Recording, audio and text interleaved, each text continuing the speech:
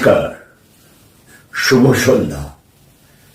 আর তোমাদের আমি কোনো ঘটনা বলতে আসিনি, আমি গল্প বলতে এসেছি। তোমাদের প্রিয় কাকু, প্রিয় বন্ধু আজ এক গল্প বলবো। এই গল্পটা আমার যখন 14 বছর বয়স, 13-14 হবে, আমি অর্ধেক সময় মা বাড়িতে কাটাতাম। এই ঘটনাটা মানে বছরে 365 দিনের মধ্যে বলতে গেলে 6 মাস মা বাড়িতেই কাটাতাম। মাসের মধ্যে 10-12 দিন তো আমি থাকতামই মা বাড়িতে, কারণ মামা নিয়ে চলে যেত আমাকে, নয় মাসিরা নিয়ে ট্রেনে চলে যেত আমার মামা বাড়ি ব্যান্ডেল কৈলাসনগরে। আমার দাদু 1.5 বিঘের ওপরে বাড়ি, জমির ওপর পাঁচিল দিয়ে বাড়ি করেছিল। ভেতরে পুকুর, বাঁধানো পুকুর, ভর্তি আম গাছ, 2টো কাপাস তুলোর গাছ, নারকোল গাছ। আমি যখন কথা বলছি এই কথা, তখন আমার বয়স 13 কি 14 হবে। আজ থেকে ঠিক 45 কি 50 বছর আগেকার ঘটনা। তখন ব্যান্ডেল কৈলাসনগর খাতা ধুধু জঙ্গল। ঠিক সন্ধে হলেই শেয়ালের ডাক। প্রত্যেকটা সন্ধে শুনতে পেতাম সেই শিয়ালের ডাক। অনেকটা দূর দূর দূরান্ত দেখা যায় পোস্টের আলো। আমাদের দাদু ভাইয়ের যে বাড়িটা ছিল পুরো পাঁচিল দিয়ে ঘেরা, অনেকটা দূরে আমাদের গেটটা ছিল। আর গেটের ঠিক ডান পাশে ছিল একটা গোয়াল ঘর, 2খানা বড় বড় অস্ট্রেলিয়ান গাই ছিল। আর সাথেই ওই গেটের পাশেই দারোয়ান যে থাকতো, সেই গরুর দুধ দোয়াতো, প্লাস নিজের জন্য কিছু রাখতো, আর আমাদের মামা বাড়িতেই পুরোটাই দিয়ে দিত। অত দুধ কি করবে, সেই রোজই দিদার দুধের জাল দিয়ে নয় ঘি বানায়, মানে দিদার এসব কাজ। পায়েস, পার্বণের দিনে ভালো পিঠে পায়েস এসব হতোই। তারপর ক্ষীর হতো, বুঝতে পারছো সেই ঘন দুধের। এটা হচ্ছে গোয়াল ঘরের ছোট্ট একটি নমুনা দিলাম। এই ব্যান্ডেলের বাড়িতে যখন আমি থাকতাম, আমি বেশিরভাগ সময় মামার কাছে, 2-3 মামার তখন ওই বাড়িতে থাকতো। আমার মেজো মামা থাকতো ওই ব্যান্ডেলের আরেকটু দূরে, চাকরির কারণে সেই বাড়িতেই থাকতো।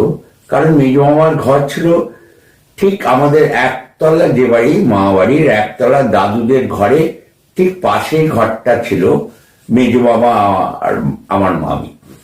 আমরা ওপরে 2 মামা থাকতাম। বড় মামার বিয়ে হয়ে গেছিল সল্টলেকে,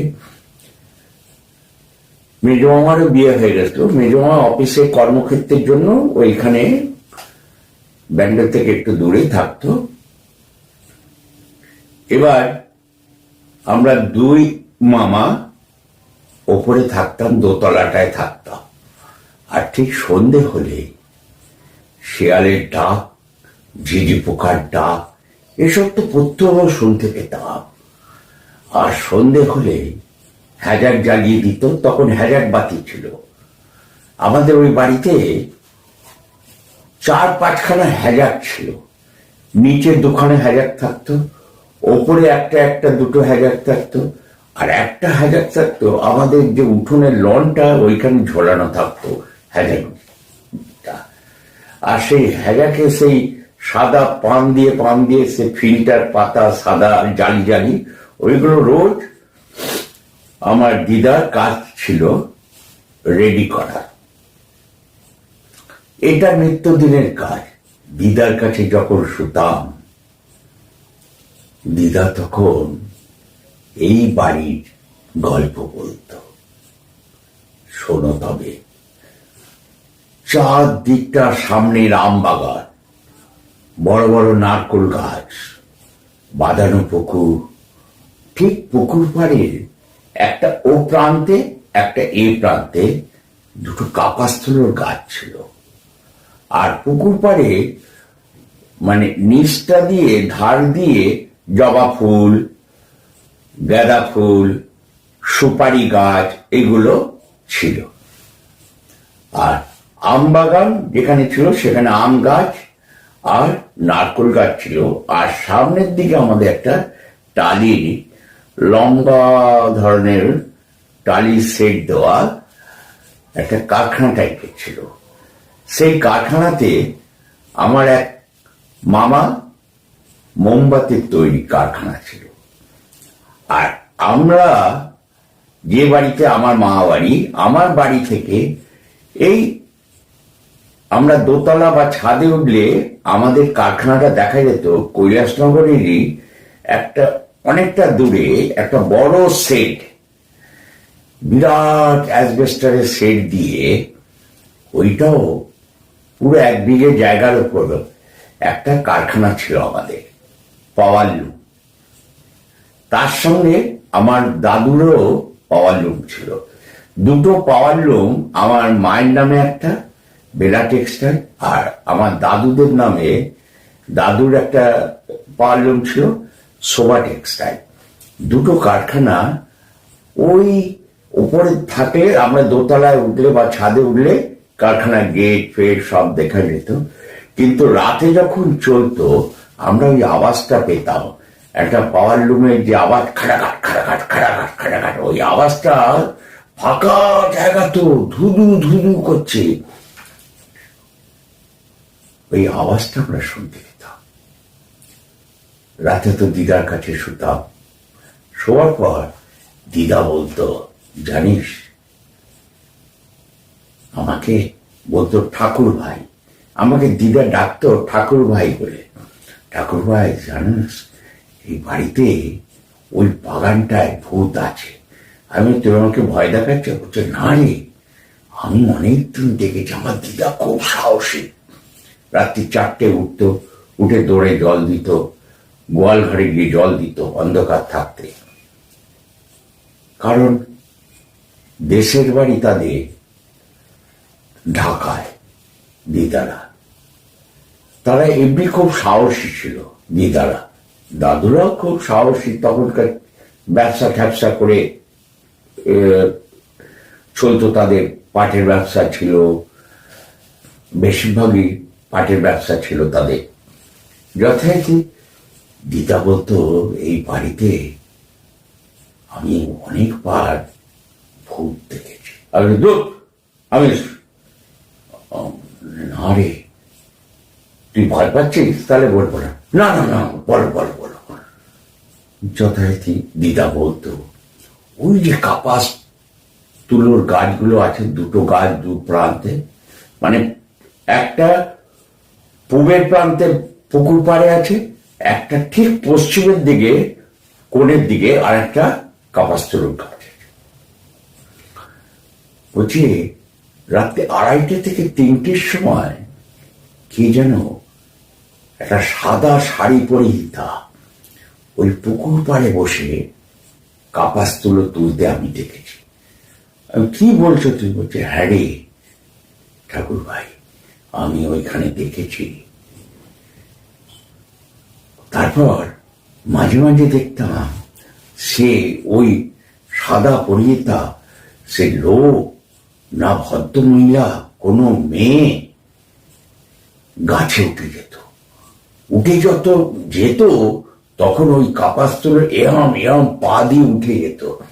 ওঠার পর ওপরে উঠে গেলে তাকে আর দেখা যেত না, কিন্তু কাপড়, সাদা কাপড়টা এরম করে দুলত। অনেকদিন আমি এই জানলা থেকে, ঘরের জানলা থেকে শুয়ে লক্ষ্য করেছি। যখন রাতে ঘুম ভেঙে যেত, দিদা বলতো আমার, আমি বাথরুম যাচ্ছি, বাথরুমের জানলা দিয়ে দেখতাম। কিন্তু আমার ঠাকুরের নাম করতে করতে আমরা শুয়ে পড়তাম আবার। আমি তো কি গো, সত্যি? বলছে, আমি তোকে মিথ্যা বলছি? গল্পটা সত্যি, ঘটনাটা। যাই হোক, আমি বিশ্বাস করিনি। আমি ভাবতাম ঠাকুমা দিদা গল্প বলছে হয়তো। একদিন মামাদের কাছে শুয়েছিল বলে মামাকে বলছে, আমি বলছি, এ মামা জানিস আম্মা, আমি দিদাকে আম্মা বলতাম, আম্মা একটা ভয়ের গল্প বলেছে। বলে কিসের কিসের গল্প বলেছে দেবেন? সেই বাড়িতে নাকি বাগানটায় ভূত আছে। ধুত, আমি রাত্রি 10টা 10:30 ফিরি, কই কোনদিন তো 10টা 10:30 তো তোমার যে ফাঁকা জমি, কারখানা। তোর বাবাও তো কতদিন কারখানা থেকে হয়ে এখানে এসছে, এই বাড়িতে এসছে রাত্রিবেলা 10টার সময়। আর যে কেন দেখিস নি কোনোদিন? বলে তোর ফালতু কথা, আম্মা ফালতু বলেছে তোদের ভয় দেখানোর। আমি হতে পারে। এবার একদিন আমাদের একটা কুকুর ছিল বক্সার, মা বাড়িতে, এই বিশাল চেহারা, নাম ছিল বক্সার। সে যদি গাছের পাতা নড়ত, বিভৎস সেই বাঘের মতো গর্জন, এত চিল্লাতো, সারা এলাকা কাঁপত বক্সারের নামে, এত জোর চিৎকার। গাছের পাতা নড়লেও চিৎকার করতো, আমরা উঠে পড়তাম, উঠে বলতাম বোধহয় চোর এসছে। সঙ্গে সঙ্গে আমি আর মামা, দুই মামা বারান্দায় চলে আসতাম, ছাদে উঠতাম। এরকমই একদিন খুব চিৎকার করছে রাতের বক্সারটা। এবার আমরা এদিক ওদিক দেখছি। আমাদের এরকম বড় আর্টসেলে টর্চ ছিল, ফোকাস মারলে অনেক আলো হতো। হঠাৎ মামা ফোকাস ফেলেছে, আমি টর্চটা দিয়ে, মামার কি খেয়াল হয়ে যায়, কোথায় রে? তখন রাত্রি 1টা 2টো বাজে। কোথায় তোকে ভাইয়া? কোথায়? বলেছে আম্মা, আমি কাপাস তুলো গাছের কাছে বলতো। এমন ফেলেছে, দেখছি সত্যি একজন কেউ কাপাস তুলোর গাছটার কাছে পশ্চিম প্রান্তে মাথা নিচু করে বসে কি যেন তুলছে। কে ওখানে? কোনো সারা শব্দ নেই। হঠাৎ আস্তে আস্তে আস্তে আস্তে করে এরম করে গাছে উঠে চলে গেল। গাছে যখন টর্চটা ফেলেছে, গাছে কেউ নেই। টর্চ আবার ঘুরিয়ে এপাশ ওপাশ, পাঁচিলে এপার ওপার দেখছে, পুকুরে এপার ওপার দেখছে, কিচ্ছু নেই। হঠাৎ কিছুক্ষণ পর ধূপ করে একটা আওয়াজ। কিসের? পুকুরের জলটা গড়গড় গড়গড় গড়গড় করে, মানে পুকুরে কেউ ঝাঁপ মারতে মনে হলো।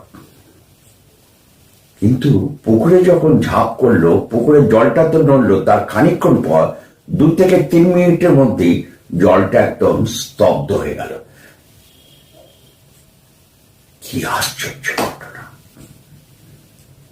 এরপর আমি মামাকে বললাম, মামা দেখলি? মা বলল হ্যাঁ। মামা আরেক মামাকে বললো, জানিস এরকম, সেই মামার নাম আমার বিশু মামা, জানিস বিশু এরকম সত্যি মা যেটা বলতো আমাদের বলেনি, ভাইয়াকে গল্প করতো, আজকে আমি দেখলাম। আমি বলতাম তুই সত্যি? বললে হ্যাঁ রে, আমিও দেখলাম এই কথা। তুই বললি যখন টর্চ মারলাম, দেখলাম তত্ত্ব দিয়ে করে কে উঠে গেল, একটা সাদা শাড়ির মতো পরা লোক না বউ বোঝা গেল না, কিন্তু উপরে টর্চ মারলাম, কেউ গাছে নেই। এরপর ওই পশ্চিম প্রান্তে দাদু ভাইকে বলা হলো, দাদা আম্মাকে বলল কাপাস তুলো গাছটা কোন এক কারণে ভৌতিক হয়ে গেছিল নাকি শুনেছিল। ওই পশ্চিম প্রান্তে বসে পুরোহিতকে দিয়ে ওইখানে পুজো করা হলো। পুজো পাঠ করে ওই কাপাস তুলো গাছটা একদম মাটি থেকে উবড়ে কেটে ফেলা হলো। তারপর থেকে আর কিছু দেখা যায়নি মা বাড়িতে। এটা একটা, আমার আম্মা আমাকে গল্প করতো, আমরা বিশ্বাস করি। আমি তো বিশ্বাস করতাম না। আমি হয়তো আম্মা আমাকে ভয় পাচ্ছি বোধহয়, তাও আবার আবার ইন্টারেস্টিং, আবার বলতাম বলো বলো, আমি ভয় পাচ্ছি না। কিন্তু আমরা যখন মামার কাছে গিয়ে যেদিন শুতাম, এরকম প্রায় শুতাম, মামার কাছে দিদার কাছে ভাগ করে শুতাম, মামা ওপরে নিয়ে চলে যেত। দেখলাম সত্যি ঘটনাটা সত্যি। আম্মা বললো, তাহলে তোরা দেখছিস? আমি ঠিকই করেছিলাম, ওইখানে আসে। আমার মা বাড়ি বাঙাল, তাই কথাটা একটুখানি আমি ল্যাঙ্গুয়েজটা বললাম। যদি গল্প হিসাবে, ঘটনা হিসাবে ভালো লাগে তাহলে আপনারা শুনবেন, আনন্দ নিলেন, ভয়ের মধ্যেও আনন্দ দিলাম তোমার প্রিয় বন্ধু, প্রিয় কাকু। যদি কেমন লাগলো, সত্যি ভালো লাগলে একটা লাইক দেবেন অতি অবশ্যই। কমেন্টস করতে ভুলবেন না। বন্ধু বান্ধবের মধ্যে যারা অতি অবশ্যই সাবস্ক্রাইব করেননি, অতি অবশ্যই সাবস্ক্রাইব করবেন। কিন্তু আপনার সাবস্ক্রাইবের জন্য আমি কিন্তু অপেক্ষায় থাকবো, কমেন্টসের জন্য অপেক্ষায় থাকবো, ভালোই হোক খারাপই হোক। নমস্কার।